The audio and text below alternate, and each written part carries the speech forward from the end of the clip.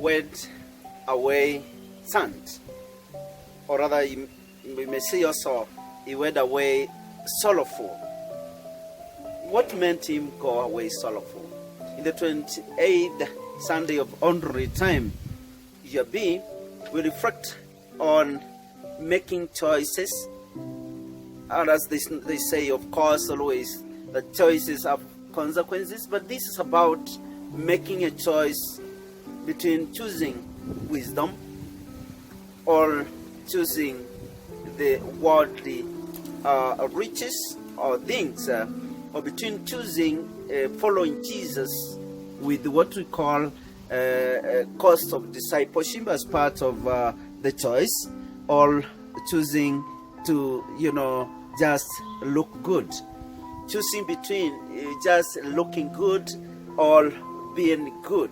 Because this young man who is narrated in the gospel, when Jesus looked at him, he realized that this man was looking good. But when it came to the question of challenging him to do good, this man was not able to do good. Although he looked good, he was not able to do good. He had always avoided to do evil, avoided always to, break the commandment of God, but he did not want to do that which is good. And, doing good, or what we call now selling everything and following Jesus, is like now detaching yourself and giving it all to Jesus.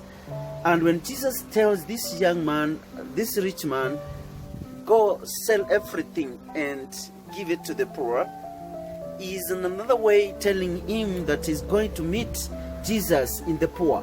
He's going to meet Jesus in the hungry. He's going to meet Jesus in the naked. He's going to find Jesus in the thirst. He's going to find Jesus, yes, there, in the needy people. But just not finding Jesus in him by seeing a poor man and telling him that poor man, thank you very much, God bless you, and you will be okay.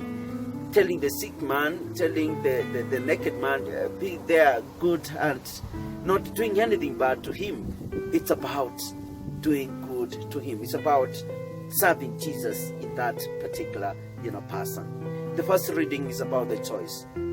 Solomon made a choice, and he chose wisdom. And this wisdom helps him to, be able to do that which is good, or be united with the God who indeed tells us in the second reading that his word is able to, like a sword that cuts between both sides, and it is a sign of, it is a challenge.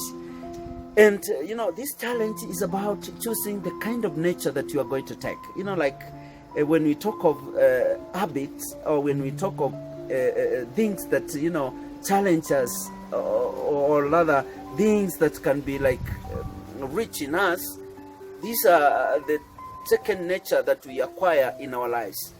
We acquire the second nature of our lives when we create habits that look like we are living that life. For example, we say to create an habit, we begin by a thinking, a thought. Then it comes out as a word. Then it advances to an action. Then when you repeat that action, it becomes an habit. When this habit is repeated, it becomes a personality. When this personality, is repeated, it becomes a character.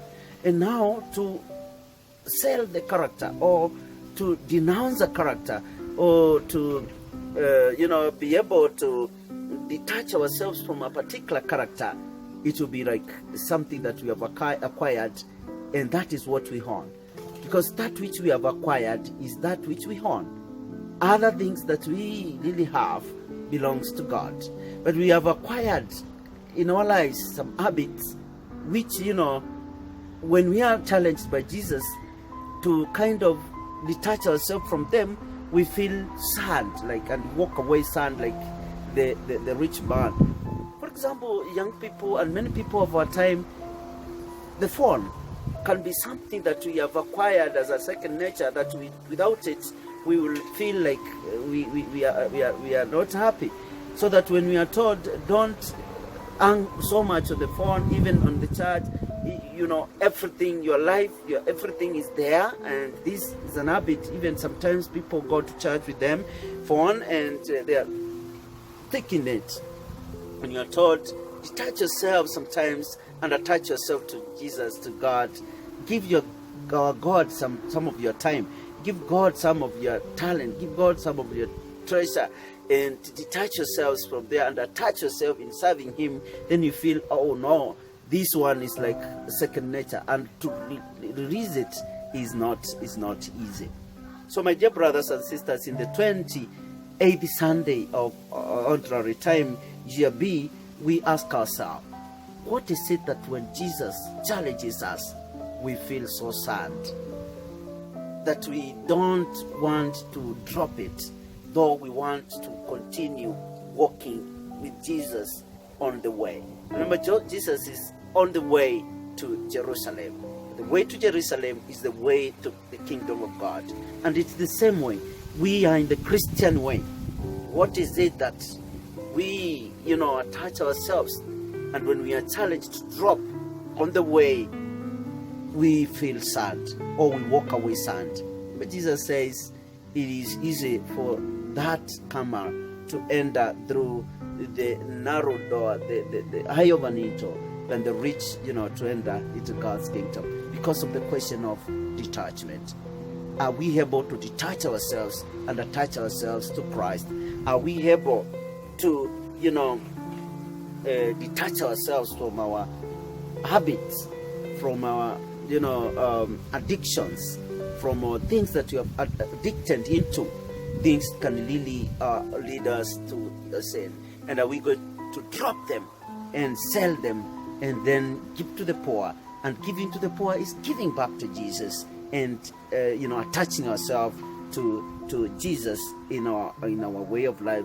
And that indeed is going to be the cost of discipleship. Today, the cost of discipleship is let it go. And when you let it go, you embrace Jesus, you are not going to go away sad. You are going to go away happy. Jesus Christ challenges the rich man who is good. He has been following the commandment, but he has not been doing the good. Doing the good is loving. Is loving is indeed giving back to Jesus, dropping everything for Jesus. Are we walking away sad? 28th Sunday of Ordinary Time, year B, a reflection by Father Zeno. Thank you.